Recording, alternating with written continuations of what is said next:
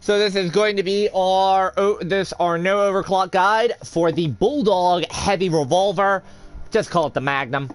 The Magnum's design is to be a slow rate of fire weapon that you switch into for high damage on single targets. It's designed to be high damage, low ammo.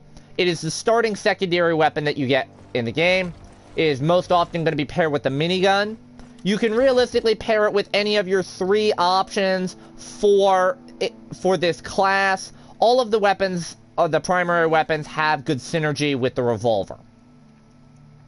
For the revolver's base stats, it deals 60 damage per shot, which means you're going to have to 2-shot body shot most grunts in the game. If you get a headshot, it will be a 1-shot. This gun has a 50% stun chance per bullet for a duration of 1.5 seconds. At start, this also has a 24 rounds of maximum ammo and a magazine size of 4. This means that you have 6 reloads in the gun before you run out of ammo. For our modifiers, I've already covered in other videos how you should build. So the main thing you're going to be looking for here, we do have 2 duplicates on the total ammo. So we have an expanded ammo and we have an expanded ammo. They both grant 12. We also have 2 options for damage. We have a +10 and a +10. So realistically, it does not matter which of these you're going to take. Starting off with tier 2 first, because that also has this. You have the floating barrel. This makes the spread and the recoil less on the gun. Essentially, this helps keep your gun on target if you're spam firing it. I would not recommend this at all. This is one of the worst perks you can run.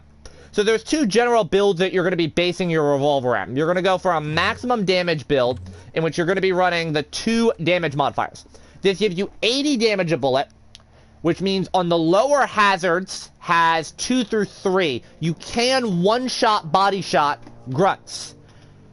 And obviously one-shot headshot them still. However, you have less ammo to work with.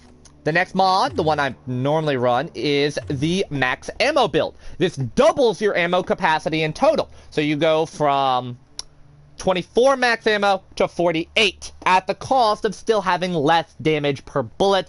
You're still 2-shotting most enemies in the game without that lucky hit for the headshot.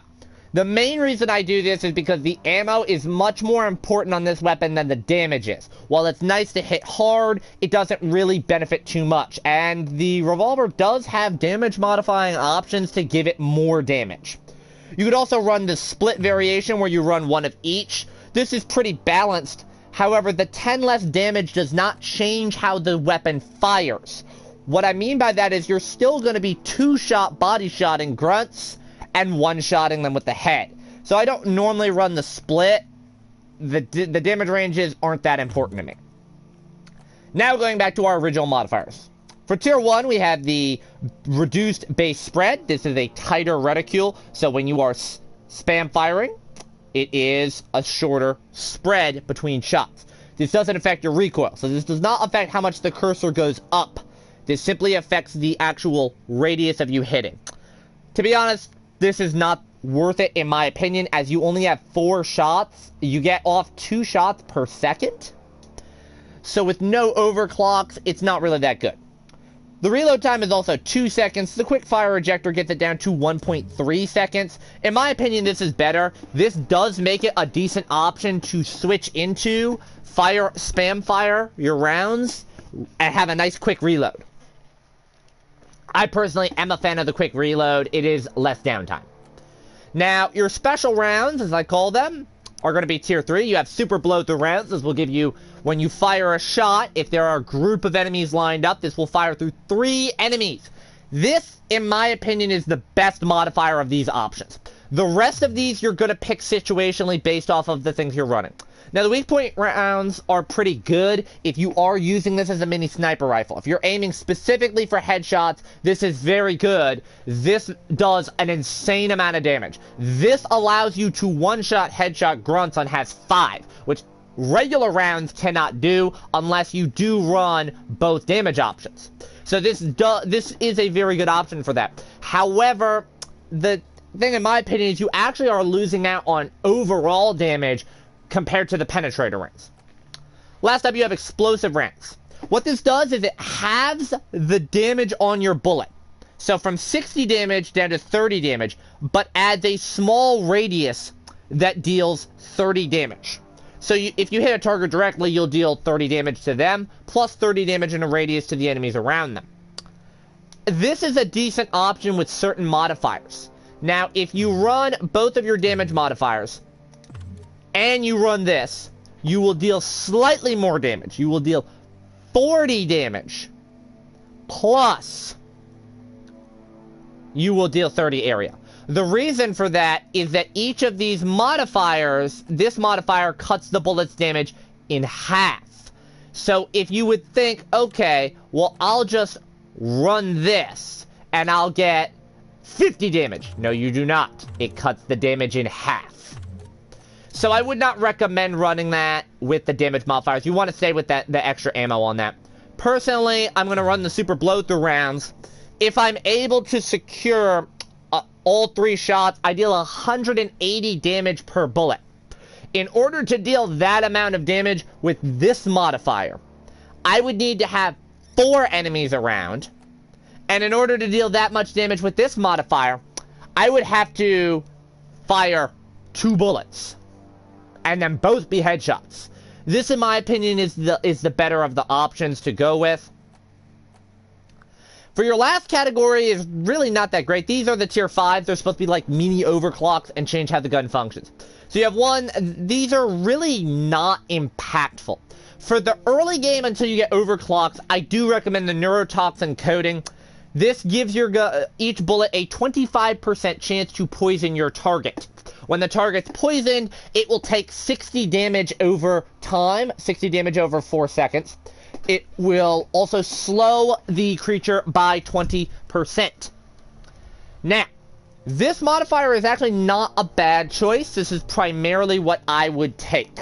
And this is the modifier that I do take, even with overclocks.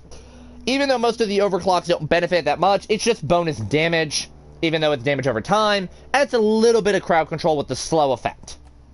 The Deadeye perk gives you no aim penalty while moving, so essentially you have no spread on your weapon while you are aiming and moving at the same time. I personally don't have an issue with this. I've been playing shooting games long enough to not have to adjust to the recoil. Stacking Deadeye, floating barrel, and perfect weight balance is not a good combination, by the way. It does make your revolver laser accurate. However, you are missing a lot of damage and a lot of ammo, potentially, out of this. So in my opinion, I would not run that. This is my most common build that I do run right here. Unfortunately, there's no real good option for the Magnum at tier 5. I do wish there was a better option for this tier.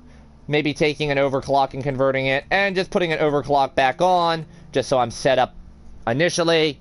You do have to realize that when you run overclocks for this gun, it is going to change how the weapon performs dramatically in most cases. I have 2 of the unstable ones in magic bullets, which give you a lot of ammo, but they ricochet. If you run this, you want to pair that with the explosive rounds. If you're running the elephant rounds, you definitely want the max ammo. You don't want the extra damage, because the extra damage is kind of nice for the fact that you can have a 160 damage shot, which is insane.